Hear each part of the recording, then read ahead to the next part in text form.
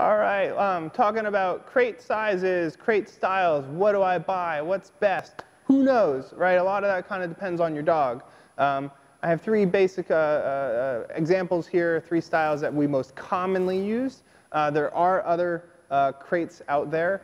There's some really expensive ones. There's even ones that are not so good that I don't recommend.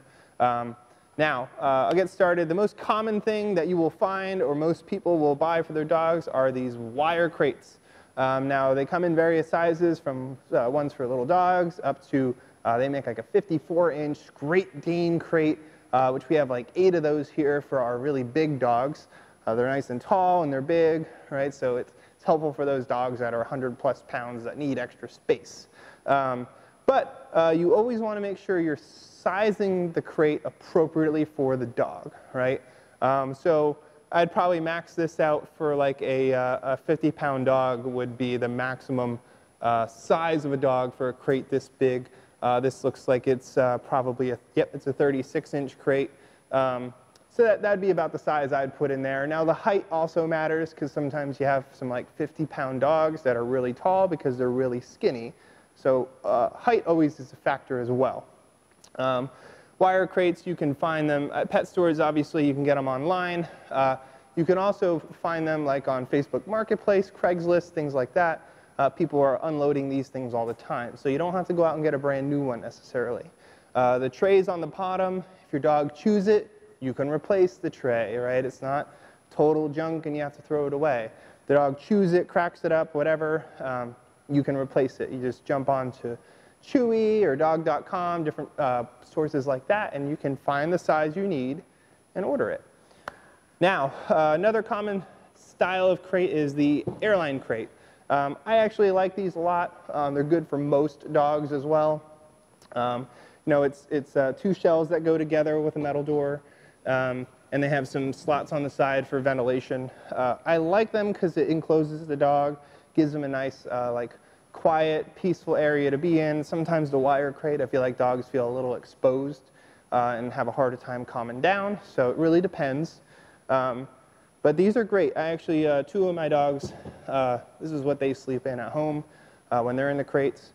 It is an airline crate. Again, you don't have to go out and buy brand new ones. You can. They're a little bit more expensive.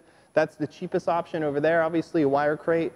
This is kind of middle of the road. You can get these for anywhere from 60 to sometimes 150 bucks or a little bit more depending on the size you're buying.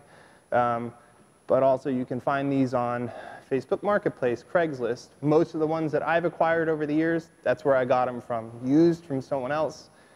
Take them to the car wash, or I use a pressure washer, spray them up with some good kennel cleaner, spray them off, scrub them a little bit, and let them dry out, and you know, good as new for the most part.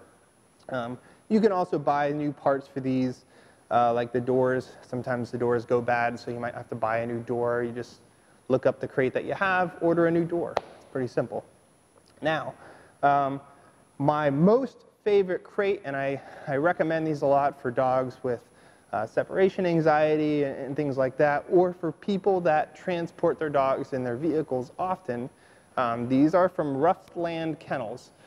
These are a 1-piece crate with a door, right? So this is all 1 piece. Now these are 2 separate crates and they're bolted together because these are actually mounted in the back of my truck for my dogs when I'm transporting them. I have them strapped down. So they have nice kits that you can actually mount them together in little tie downs. But these are great. They're actually very safe for traveling. They're very rigid designs. So let's say you get in a car accident. Most likely your dog is one of these. They're going to be okay. I've seen some pretty good testimonials on things like that. But also the nice 1-piece design with the door, which is actually, it's a plastic door, but it's very thick and it's actually very, very stiff.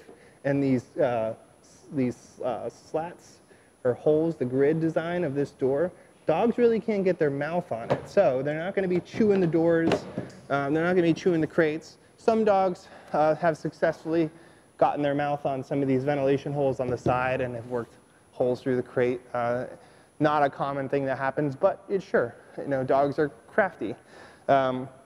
But the Roughland crate, it is my favorite crate by far. The only problem with it is if you've got a really big dog, it's not the crate for you.